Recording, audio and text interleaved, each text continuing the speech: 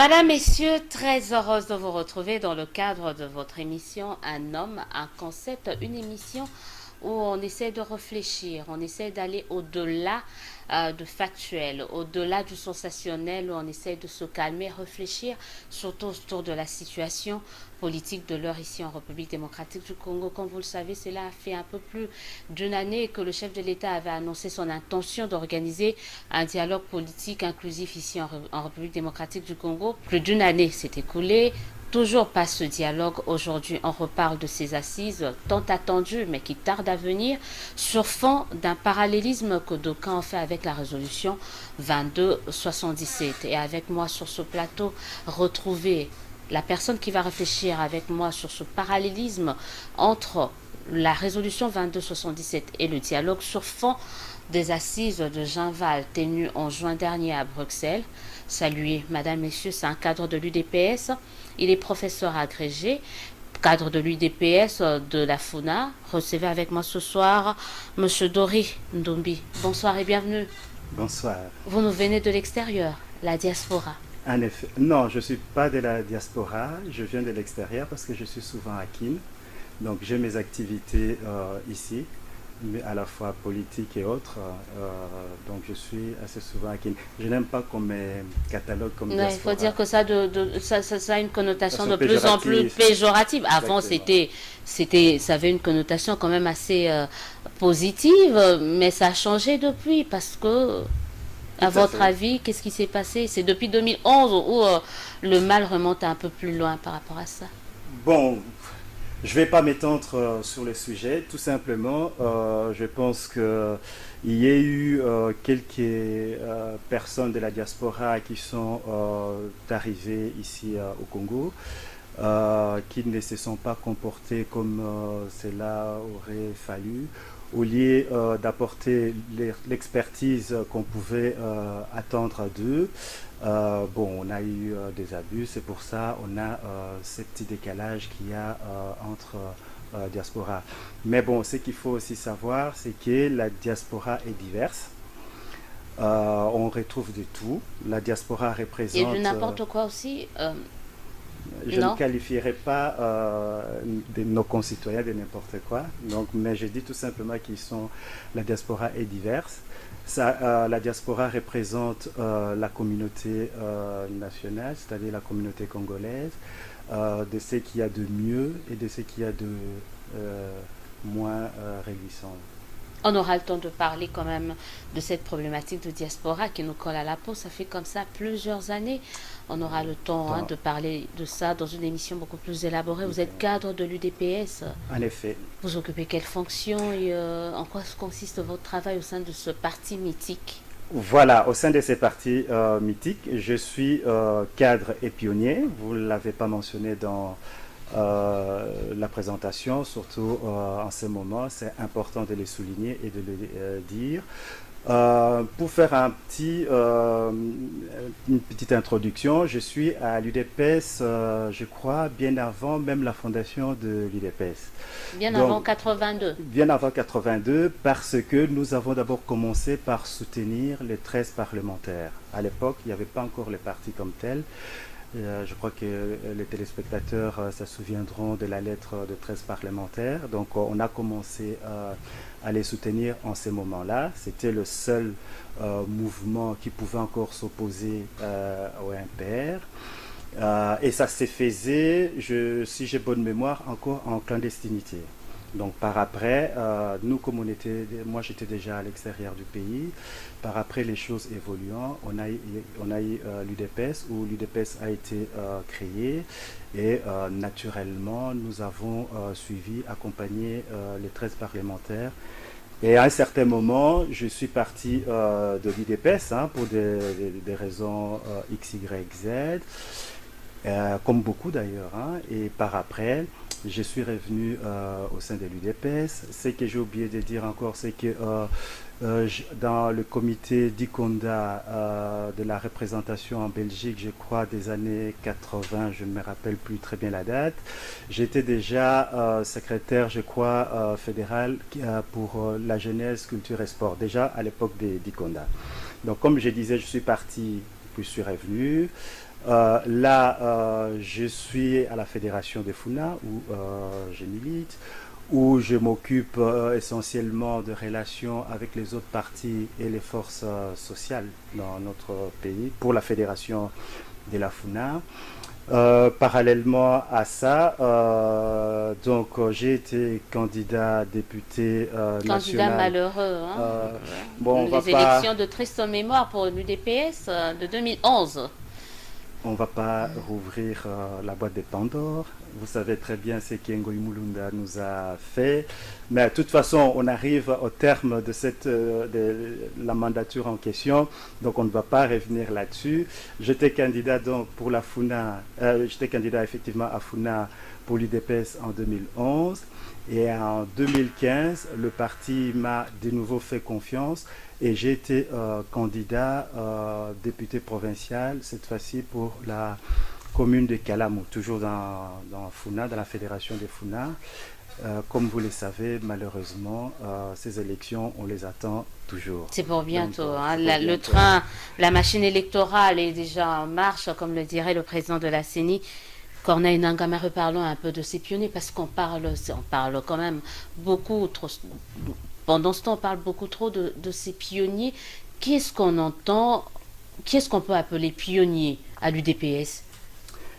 Voilà, à l'heure actuelle, au congrès de 2010, l'UDPS a modifié ses statuts. Si on prend les anciens statuts, l'article 80 et suivant organisait cette problématique des pionniers de l'UDPS. Il y avait des critères, on définissait qui pouvaient faire partie des pionniers et ainsi de suite. Il y avait les pionniers, les cofondateurs et les avant-gardistes. Voilà, c'était le statut qui a été modifié en 2010, au premier congrès de l'UDPS. Après ces congrès, nous avons maintenant d'autres statuts depuis 2010. Et dans ces statuts-là, je peux vous le certifier parce que je le connais assez bien. Il n'y a pas la problématique des pionniers. Les pionniers n'est pas réglementé de manière statutaire. Néanmoins, il y a un collectif qui a été fait, qui a été monté entre les pionniers du Congo et les pionniers qui sont à l'extérieur. C'est le seul collectif que le président a reconnu, le président Étienne Tshisekedi Wamulumba, et ces pionniers ont été même reçus par monsieur le président de l'UDPS. Donc je pense que la problématique des pionniers est simple. On ne peut pas se prévaloir d'être pionnier tout en étant en marge du parti, tout en étant en marge de la pensée, de la direction du président du parti. Donc, tout ce qui peut se prévaloir d'être pionnier actuellement, c'est les pionniers qui ont été reconnus officiellement par le parti. Il y a une charte qui existe, qui a été publiée. Moi-même, je suis ici mandaté par... parce qu'il n'y a pas de président, il n'y a pas par, je dirais, la direction ou les initiateurs de ces collectifs de pionniers de la Belgique, ici en Belgique, pour essayer de mettre un peu de l'ordre aussi dans toute cette problématique. Ouais, parce qu'il y a trop de Mais cafouillage ça un fait peu. aussi partie, je crois que le cafouillage, c'est comme si c'est...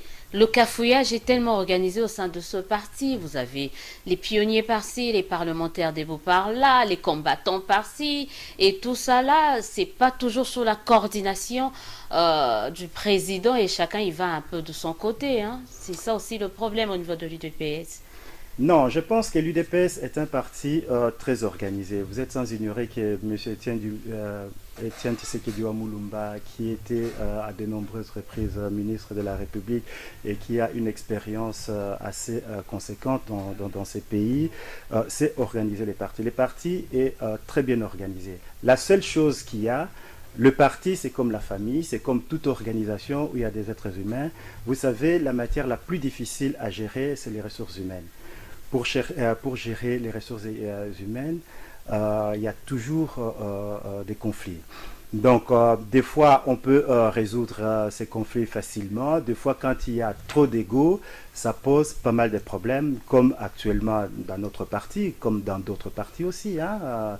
Vous êtes sans ignorer qu'il y a pas mal de partis qui sont dédoublés, il y a pas mal de partis où d'un côté les uns sont au gouvernement et de l'autre côté les autres sont dans l'opposition. On ne va pas citer les gens pour ne pas mettre les gens mal à l'aise, d'autant plus qu'ils deviennent, certains deviennent nos alliés. Donc on en parlera peut-être tout à l'heure quand on abordera la problématique de conclave de Genval. On y est déjà d'ailleurs dans le conclave parce qu'aujourd'hui, il ne faut pas qu'on se leurre quand on parle d'Étienne. Mais c'est vrai, j'aurais bien voulu parler un peu de cette nébuleuse qui est le DPS. Nébuleuse, diront certains, même si c'est une connotation négative, mais personne n'arrive à bien cerner quand même ce premier parti, cette fille aînée de l'opposition, mais on parle de Genval. Non, c'est très important, c'est très important ce que vous venez de dire là. Je dois quand même préciser certaines choses. Vous dites qu'il y a trop de problèmes, Non, il n'y a pas de confusion à l'UDPS. À l'UDPS, comme ailleurs, tous les partis sont régis par des statuts, sont reconnus. Il n'y a qu'un seul UDPS, c'est l'UDPS qui a eu son congrès en 2010. Et comme dans d'autres partis, il y a un président qui a été élu. Un président à vie, bon, d'accord. Un président qui ne veut pas qu'on touche à son fauteuil, mais qui demande à d'autres présidents de partir. Tout ça, c'est l'UDPS. On en parle parce qu'on reste avec Tshisekedi qui a réussi à faire son comeback.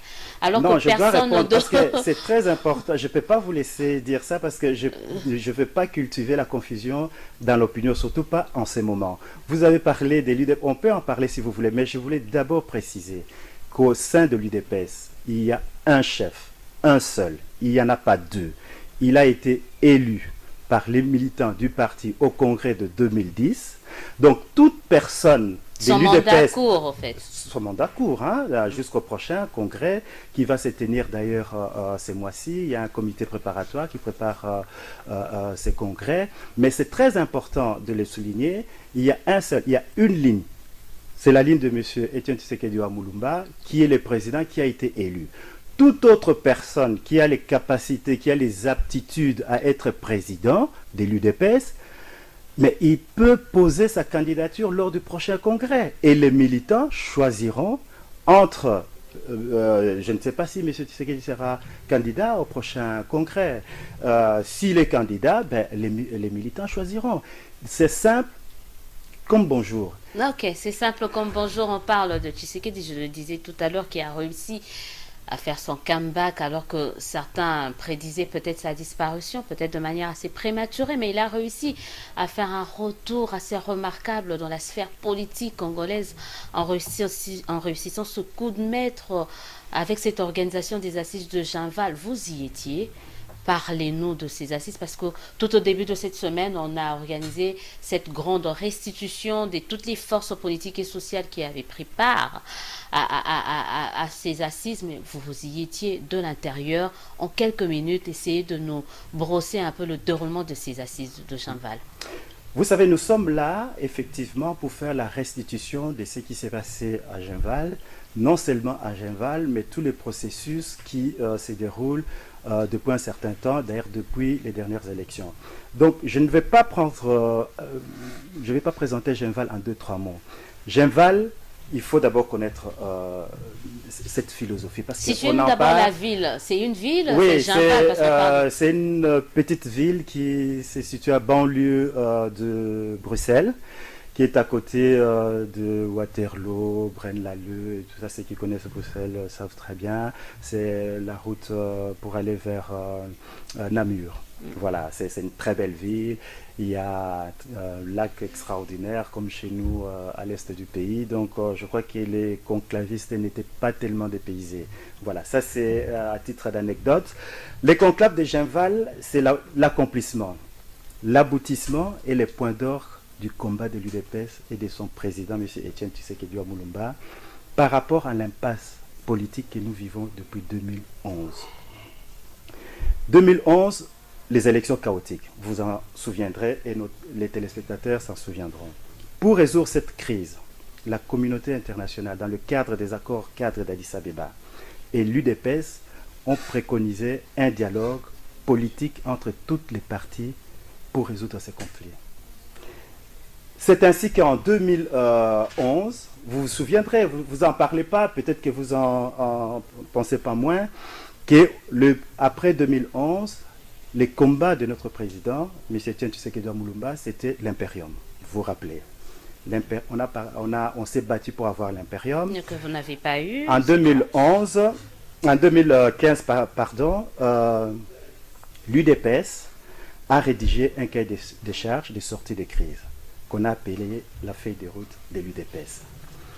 Cette feuille de route qui a été longtemps vulgarisée, qu'on a restituée à travers le pays et la communauté internationale, cette feuille de route de l'UDPS, c'est la voie que notre président, M. Etienne Tshisekedi, a trouvée pour pour sortir de cette crise de 2011. C'est d'un côté la majorité actuelle qui est sortie des élections de 2011, et de l'autre côté, l'UDPS... Et ses alliés, que vous choisissez vous-même selon vos critères, c'est ça? Non, je vais répondre à votre question, mais je termine d'abord Genval, sinon on va s'embrouiller. Donc d'un côté, c'est la majorité présidentielle, et de l'autre côté, c'est l'UDPS et ses alliés. L'UDPS et ses alliés, c'est-à-dire les forces politiques acquises au changement, les forces politiques et sociales acquises au changement, qui se retrouvent autour de M. Etienne Tshisekedi. Et de l'autre côté, on a la majorité présidentielle avec les alliés aussi. Ça, c'est le schéma de sortie de crise. Et ce schéma-là, pourquoi on va aller au dialogue? Parce que quand on entend dialogue, des fois, ça prête à sourire. Il y a des gens, hier, ont combattu même cette idée de dialogue. Hier, ne voulaient pas entendre parler. Aujourd'hui, ils sont devenus des chantres du dialogue. Aujourd'hui, il se trouve que l'UDPS traîne les pieds, ou M. Etienne Tshisekedi Mulumba traîne les pieds pour aller au dialogue. Mais tout ça, on verra. Tout ça, on verra. C'est pas le cas. Il faut qu'on y aille. C'est le cas. Quand vous signez des alliances, on voit Ibiza, on voit des différentes réunions que vous avez eues à huis clos, un peu en catimini, diront certains, entre l'UDPS et une frange de la majorité. Vous signez des accords comme ça, et puis après, vous faites du rétropédalage. On dit que c'est normal que les gens puissent dire que l'UDPS traîne les pieds. Voilà. Je continue mon raisonnement pour vous montrer d'où vient le conclave, où on va. On atterrira à votre dialogue, à ce que vous venez de dire. Donc, les dialogues, pourquoi faire? Les dialogues, d'abord, vous savez qu'on était en crise. Si on veut les dialogues, c'est d'abord pour favoriser la réconciliation et la démocratisation. Le dialogue, c'est pour protéger les libertés fondamentales et les droits de l'homme, afin d'ouvrir la voie à la tenue des élections libres, crédibles et transparentes, conformément à la Constitution, et pour une alternance démocratique en République démocratique du Congo. C'est ainsi qu'en avril, je crois, 2016, quand on fêtait l'anniversaire du discours de M. Mobutu. Le 24 avril. Voilà, comprenez mon émotion. Quand on fêtait cet anniversaire-là, M. Etienne Tshisekedi avait lancé un appel à toutes les forces politiques et sociales acquises au changement, de se retrouver autour de son leadership pour pouvoir aller au dialogue, pour pouvoir résoudre la crise qui se trouve actuellement en République démocratique du Congo. C'est ainsi que cet appel a trouvé son point d'orgue, son aboutissement, sa concrétisation. En fait, c'est la concrétisation de l'appel de M. Etienne Tshisekedi Mulumba qui a conduit ces forces politiques et sociales à se retrouver à Genval. Genval n'est pas tombé du ciel comme ça. Genval, c'est un long processus. Les gens aujourd'hui parlent à tort et à travers, ne connaissent même pas les tenants ni les aboutissants. Nous n'avons, le président Etienne Tshisekedi n'a pas initié Genval aujourd'hui par rapport à ce qui va se passer demain, mais c'est un processus. Il y avait Imperium. Quand on n'a pas eu l'Imperium, on a eu dialogue, sortie des crises, et pour aller au dialogue, on s'est dit il faut se regrouper autour de notre leader, Ceux qui voulaient venir, et vous l'avez dit tout à l'heure vous avez parlé qu'on a invité les gens à Catimini. On parle de différentes réunions qu'il y a eu à Ibiza, à Barcelone. On s'en souvient quand même. Avant, l'UDPS ne parlait pas de ses alliés. L'UDPS ne voyait que lui et la majorité de l'autre. Mais je crois qu'il a senti peut-être qu'à l'interne, il y avait que ça bougeait, qu'il était contraint de composer avec les autres. Non, ça, ce sont des approximations, des à peu près. Je ne vais pas vous laisser dire ça. Il ne faut pas confondre Genval. C'est juste des analyses. Oui, c'est pour ça que je vais vous expliquer. Hein. Donc, nous ne devons pas confondre Genval, Monaco, Ibiza et Venise. Ça n'a rien à voir. Pour situer cette problématique-là, Ibiza, Monaco et Venise, ça c'était des pourparlers avec l'actuelle majorité présidentielle dans le cadre de préparation de ces dialogues. C'était, si vous voulez, les pré-dialogues. Le président a pris langue, comme on dit, avec nos adversaires politiques. Il a mandaté les gens pour pouvoir organiser, voir dans quelle mesure on pouvait amener ces dialogues. C'est ce qui s'est passé. Alors que conclave de Genval, ça c'est l'UDPS, le président Tshisekedi, avec les forces politiques acquises au changement, les forces politiques et sociales acquises au changement, qui se retrouvent autour du leadership de M. Etienne Tshisekedi et de quelques idéaux que nous avons en commun, pour pouvoir mettre... Genval à quoi? Genval a deux objectifs. D'abord, réunir toute l'opposition autour de M. Etienne Tshisekedi, avec quelques idéaux que nous avons en commun. Ensuite, c'est la mise en place de la résolution 2277. Non, je vous en prie. Oui, voilà. Donc, ce sont ces deux objectifs-là, et mettre ces résolutions dans une stratégie commune. Donc, le rassemblement est là pour que nous allions tous au dialogue, que nous parlons d'une même voix, que nous ayons la même stratégie, nous ayons les mêmes idéologies. Ces idées-là, c'est quoi que nous avons en commun? C'est l'alternance, c'est la démocratie, c'est la liberté individuelle, liberté des droits de l'homme, c'est ça.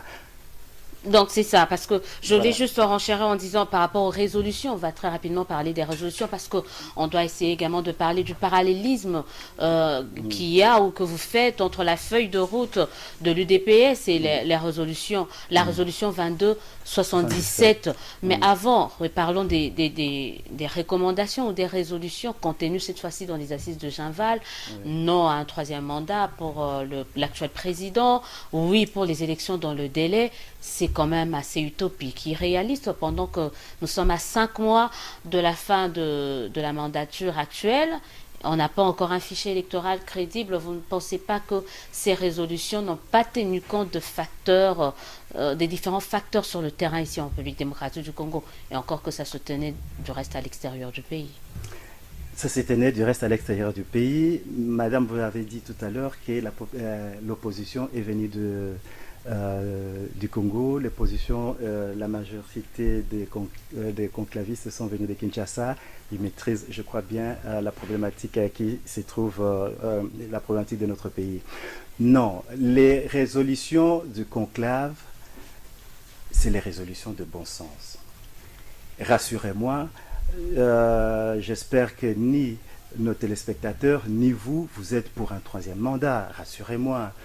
Je ne pense pas que les téléspectateurs, ni vous, ni les autres, sont pour la modification de la Constitution. Rassurez-moi, je ne pense que non. C'est de bon sens les résolutions de conclave de Genval. Qu'est-ce qu'on demande? On a dit non au référendum pour toucher à la Constitution. On a dit il faut libérer les prisonniers politiques, parce qu'il y en a dans ces pays. Il faut la liberté d'expression. Il faut que les gens de l'opposition puissent s'exprimer. Vous le faites. Je n'ai jamais, je dis pas les contraires. C'est ce qu'on veut.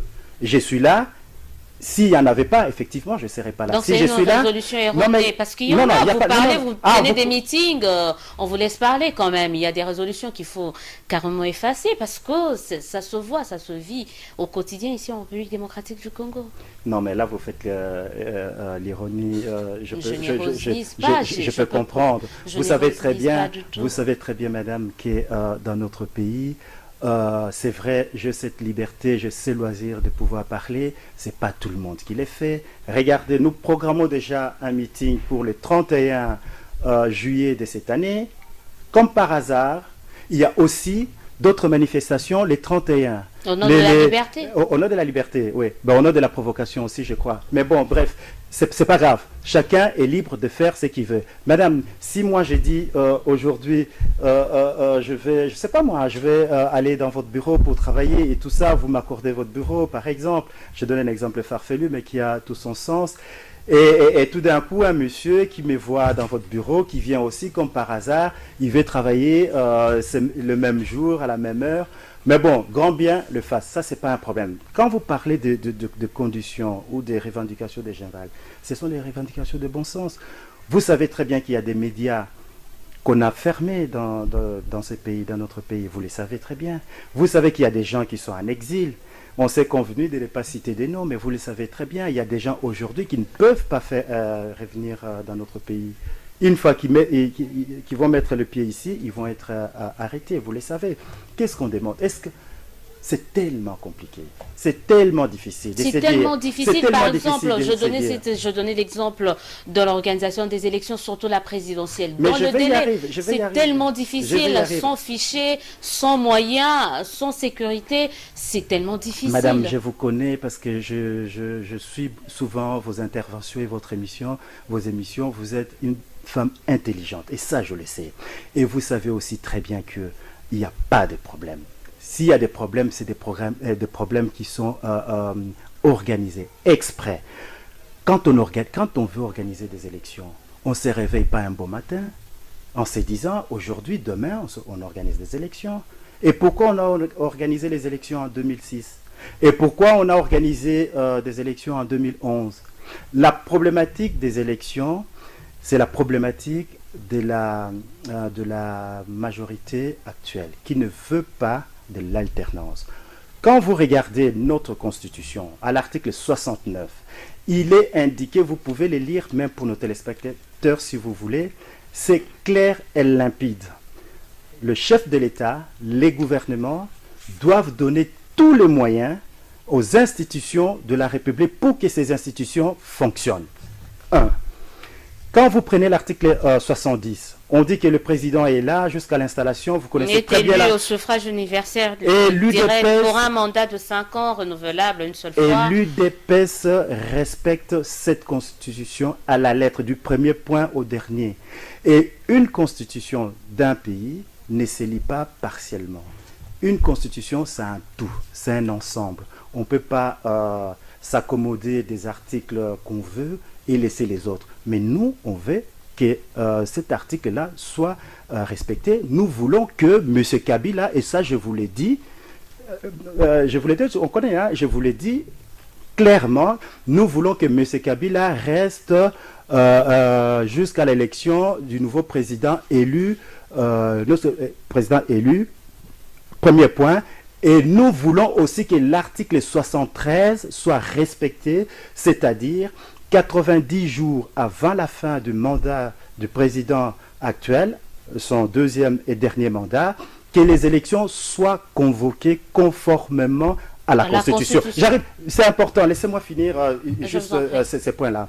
Parce que vous ne pouvez pas dire, ou les uns et les autres ne peuvent pas dire, ok, l'article 60, il faut les respecter, il faut, on est d'accord, il faut les respecter, cet article. Il faut aussi respecter l'article 73, qui dit que les élections doivent être convoquées 90 jours avant la fin du mandat. Il faut aussi respecter l'article 69, qui dit que le président de la République, le gouvernement, doivent donner tous les moyens, je dis bien tous les moyens aux institutions, notamment la CENI, pour que la CENI fasse son travail. Moi, je vais vous dire, madame, je vous regarde dans les yeux, je vous dis, tous les apprentis sorciers qui racontent n'importe quoi. Il faut très bien lire la Constitution parce que le 20 décembre, il y en aura beaucoup qui vont se réveiller avec...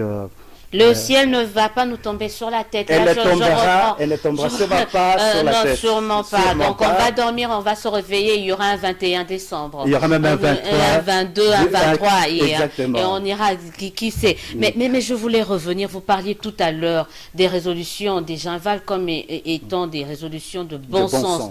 Mais au nom de ce bon sens-là, est-ce que vous pensez qu'on peut aller aux élections sans un fichier électoral fiable, parce que l'opération commence au niveau de la CENI le 30 juillet, la CENI dit qu'il lui faut 16 mois, 17 mois pour avoir tout ce qu'il faut, mettre en place tout ce qu'il faut pour réussir. Est-ce que le bon sens ne vous demande pas à vous de prendre votre mal en patience et d'attendre calmement que la CENI organise des choses de la plus belle de façon que ce soit? Merci madame pour cette question. Et je vous réponds simplement. Le bon sens voudrait que la Constitution de la République démocratique du Congo soit respectée. De l'article 1 à au dernier article. Tout simplement. Et qu'est-ce que la Constitution dit? La Constitution dit qu'il fallait donner les moyens, à la CENI pour que la CENI fonctionne.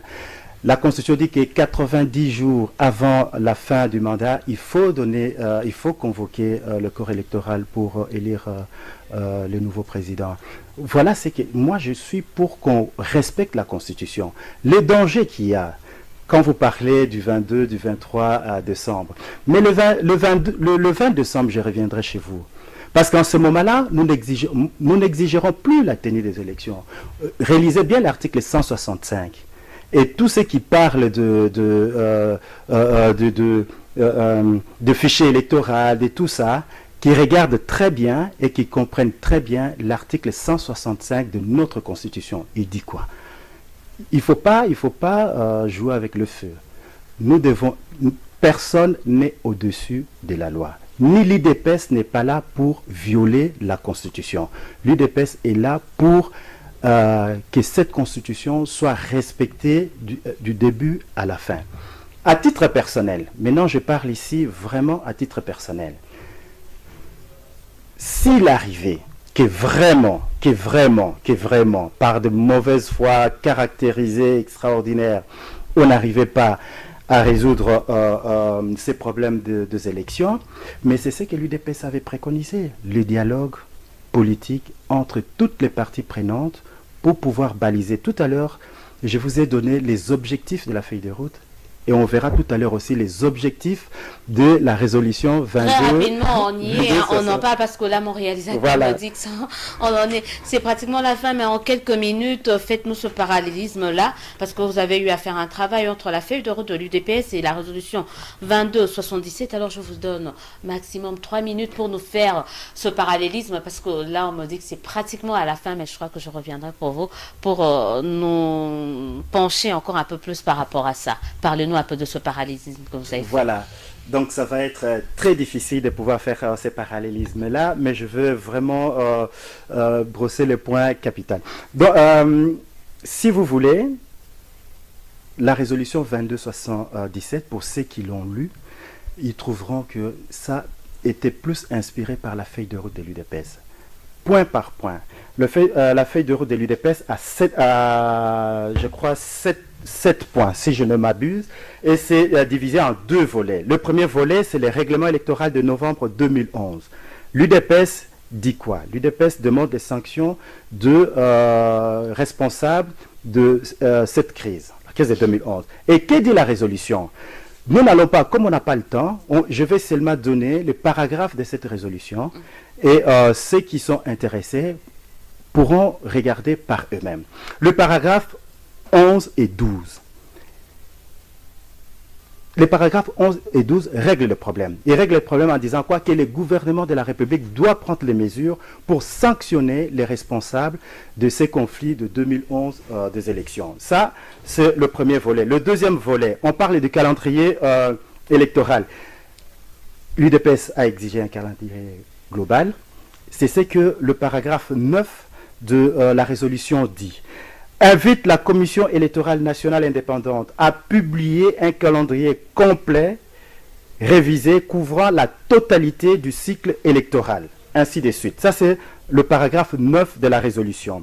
La restructuration de la CENI. Nous voulons la restructuration de la CENI. Qu'est-ce que la résolution dit? Je vous renvoie au paragraphe 7 et 8 pour ne pas déborder sur le temps. Les conflits, les contentieux électoraux.